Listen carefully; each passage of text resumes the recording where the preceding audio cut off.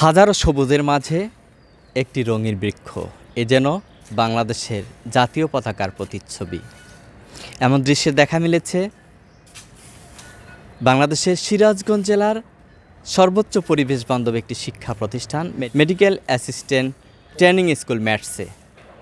প্রিয় দর্শক মণ্ডলী, এই ভিডিও জুড়ে থাকছে জাতীয় পতাকার ন্যায় প্রতিচ্ছবি নিয়ে বিস্তারিত তথ্যচিত্র। আপনাদের সাথে রয়েছি আমি আবুল হোসেন, আর অতিথি হিসেবে আছে এই প্রতিষ্ঠানেরই কয়েকজন স্বনামধন্য ব্যক্তি। শুরুতেই কথা বলবো প্রতিষ্ঠানের একজন গেস্ট টিচার, সিরাজগঞ্জের একজন প্রকৃতিপ্রেমী, বৃক্ষপ্রেমী, যিনি এই পরিবেশটাকে জাতীয় পতাকার ন্যায় একটি প্রতিচ্ছবি হিসেবে আমাকে অবহিত করেছেন, আমাদের প্রিয় বড় ভাই সাইফুল ইসলাম। তার সাথে একটু কথা বলবো। শুরুতেই অক্সিজেনে ফেরিওয়ালা চ্যানেলে আপনাকে স্বাগত জানাচ্ছি। আপনাকে ধন্যবাদ আপনার চ্যানেলে আমাকে নিয়ে আসার জন্য। এই যে হাজারো সবুজের মাঝে কিছু রঙিন বৃক্ষ, আপনি বলেছেন এটি জাতীয় পতাকার একটা প্রতিচ্ছবি। দর্শকদের উদ্দেশ্যে কি বলবেন এ বিষয়ে? দর্শকদের বলবো, মূল এটা হলো, বলার তো আসলে কিছু নেই। আপনি দেখতে পাচ্ছেন যে কেউ এসে আমার এই কথাটাই বলবে যে এটা বাংলাদেশের একটা পতাকা। যদি ড্রোন ভিউটা হতো তাহলে আপনি দেখতেন যে একদম হুবহু বাংলাদেশের পতাকা রূপ ধারণ করেছে এই বৃক্ষটা। এরকম বেশ কয়েকটা বৃক্ষ আমাদের এই ক্যাম্পাসে আছে। বয়েজ হোস্টেলের পিছনে রয়েছে, ছাত্রীনিবাসের পিছনে রয়েছে, ওই কর্নারে আছে একটা। সবগুলো আপনার এইভাবে নেওয়া সম্ভব হবে না। এটা যতটা ভিউ আসবে অন্যগুলো এতটা ভিউ আসবে না, কিন্তু সুন্দর। তো এই জাতীয় পতাকার প্রতিচ্ছবিটাকে আপনি কিভাবে দেখছেন? আমি তো বলবো যে এটা মানে সৃষ্টিকর্তারই হয়তো একটা ইচ্ছা যে আমাদের দেশটা এতটা সুন্দর, প্রকৃতি এইটাকে আপনার পতাকা রূপ ধারণ করিয়ে দিয়েছে। আর সুপরিকল্পিতভাবে প্রত্যেকটা শিক্ষাঙ্গনে এমন পরিবেশ গড়ার জন্য কর্তৃপক্ষের নিকট কি বলবেন? কর্তৃপক্ষের নিকট আমার দাবি থাকবে, আমি বলবো না, আমার দাবি থাকবে, আপনারা পরিবেশ বান্ধব গাছ রোপণ করেন, সেই গাছগুলা পরিচর্যা করেন, সেই গাছগুলোকে মহিরূপে আকার দানের সহায়তা করেন। প্রকৃতি আমাদের অগাধভাবে দান করে। একমাত্র বাংলাদেশে এরকম একটা দেশ যেখানে আপনার নিচেও সম্পদ আছে, মাটির নিচে সম্পদ আছে, মাটির উপরেও সম্পদ আছে। আপনি দেখেন যে কোনো জায়গায় একটা বীজ পড়লেই ওখান থেকে বৃক্ষ হয়। এরকমটা আর অন্য কোথাও দেখবেন না যতটা বাংলাদেশে পাবেন। অতএব এইটা আমরা যদি একটু পরিচর্যা করি, শুধু বৃক্ষ লাগালেই হবে না। আমরা বৃক্ষ লাগালাম, বৃক্ষরোপণ আন্দোলন করলাম, বৃক্ষ লাগানোর পরে সেগুলো পরিচর্যা করলাম না, বড় করলাম না, ওইগুলা দেখা যাবে যে প্রকৃতিগতভাবেই অনেক সময় পাখি তো না, পশু এসে খেয়ে ফেলে, গাছটার গাছে পরিণত হয় না, অক্সিজেন ফ্যাক্টরি আর তৈরি হয় না, ছায়া পাই না। আপনার তাপমাত্রা বৃদ্ধির জন্য এই যে আমরা এগুলো তো আমরা নিজেদের তৈরি বিষয়গুলো, এরকম এটা হয়ে যায়। কাজেই আমি বলবো যে আমরা গাছ লাগাই, গাছের পরিচর্যা করি, গাছগুলো বড় হতে সহায়তা করি। এই যে আমাদের সিরাজগঞ্জের বৃক্ষপ্রেমী আমাদের প্রিয় বড় ভাই সাইফুল ইসলাম বললেন, আপনাদের এই শিক্ষাঙ্গনটি নানা প্রজাতির সবুজ বৃক্ষের মাঝে একটি রঙিন বৃক্ষ, জাতীয় পতাকার প্রতিচ্ছবি। আপনি কি বলবেন?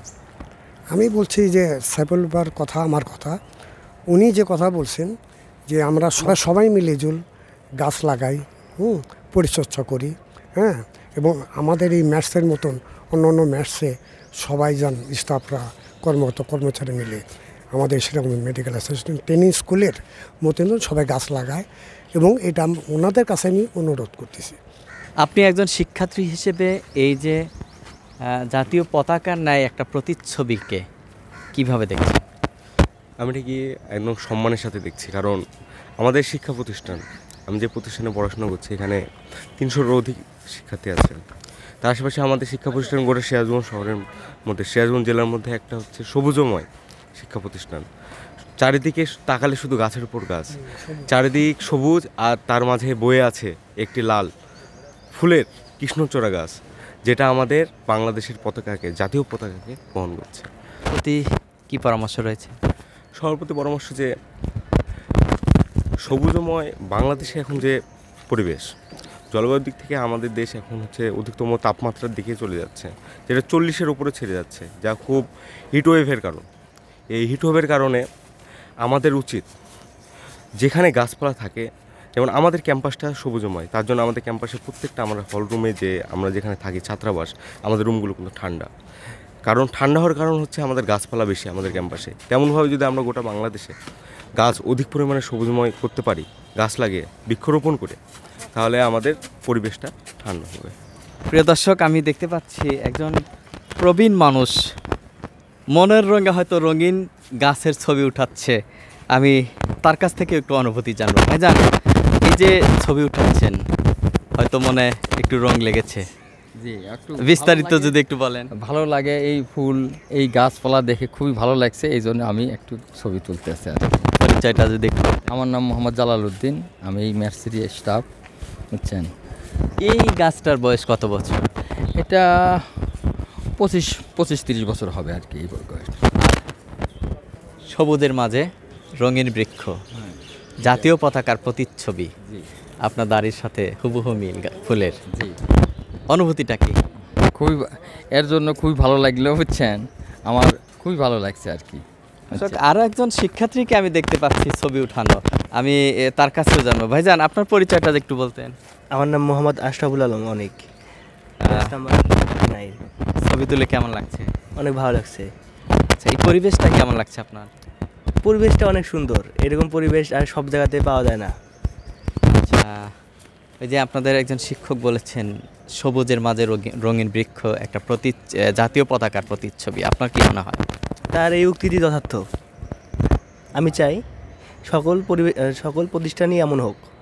আজকে হাজারো সবুজ বৃক্ষের মাঝে একটি রঙিন কৃষ্ণচূড়া যেমন প্রমাণ করে দিচ্ছে বাংলাদেশের জাতীয় পতাকার প্রতিচ্ছবি, ইচ্ছে করলে আপনারাও আপনাদের আঙিনায় এমন প্রতিচ্ছবি আবিষ্কার করতে পারেন।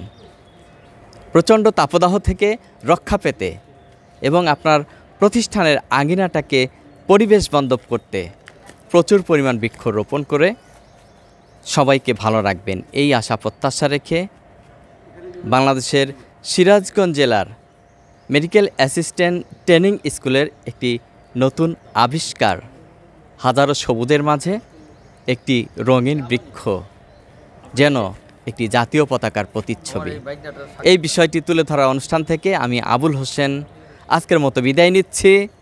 আল্লাহ হাফেজ।